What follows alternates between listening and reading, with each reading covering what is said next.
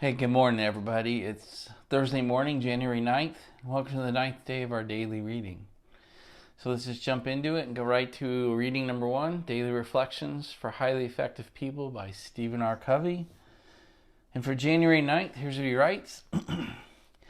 Many people experience a fundamental shift in thinking when they face a life-threatening crisis and suddenly see their priorities in a different light, or when they suddenly step into a new role, such as that as husband or wife, parent or guardian, manager or leader.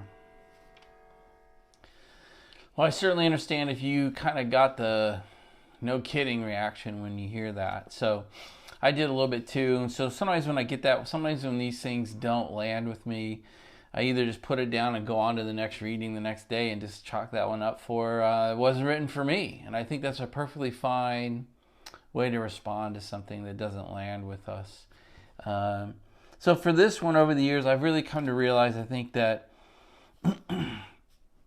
for me, it's if a life change, a role change, a crisis, an emergency can change the way I think about things or see things in the world, then I can certainly do it. I don't need an external force to act upon me to change how I see things in the world.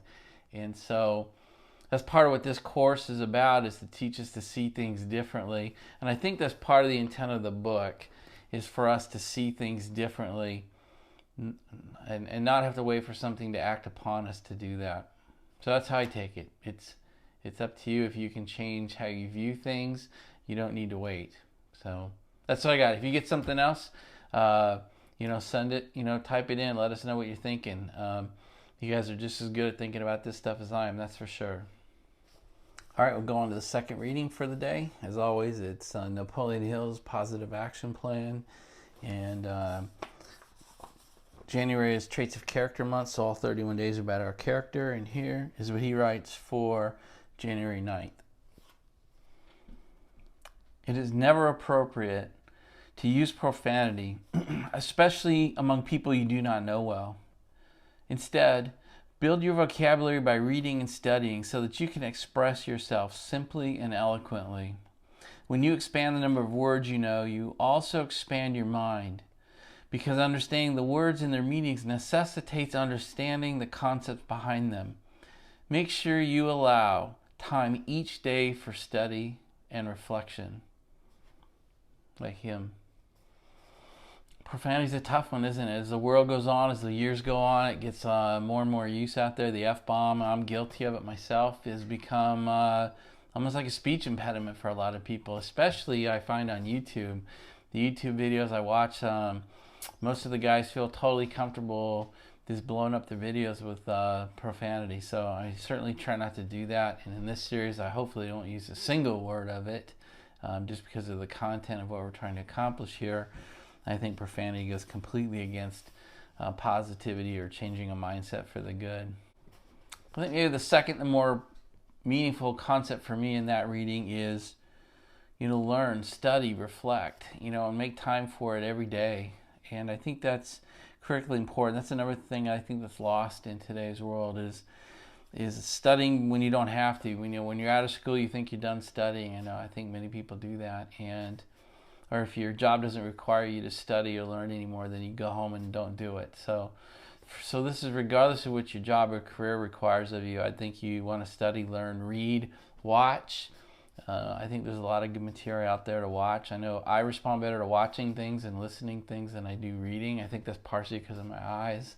But I absorb material, or I find it more fun absorbing material when I'm watching a video of it. If I really have to get down to the core of learning it, then I've got to have it in writing, and I've got to highlight it and write on it and all that. But just whatever works for you, it doesn't really matter. Just find out what it is and try to incorporate that into your day every day.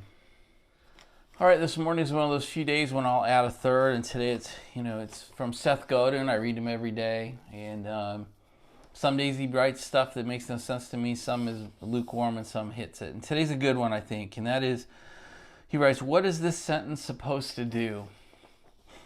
A simple editing trick. Every sentence has a purpose. It doesn't exist to take up space. It exists to change the reader, to move her from here to there. This sentence, then, what's it for?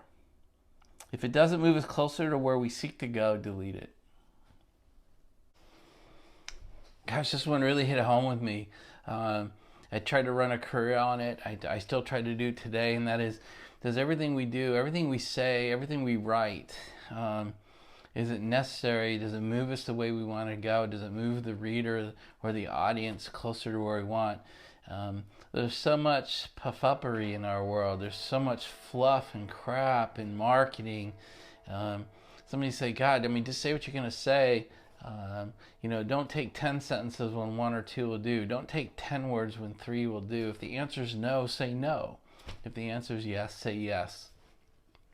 The whole concept of tell me what time it is, not how to build a clock, right? So the filter I was looking up, the quote I like is, before you speak, ask yourself if what you're going to say is true, is kind, is necessary, is helpful. I like that a lot. So I think that's where Seth's going here, but I think it's more than just writing.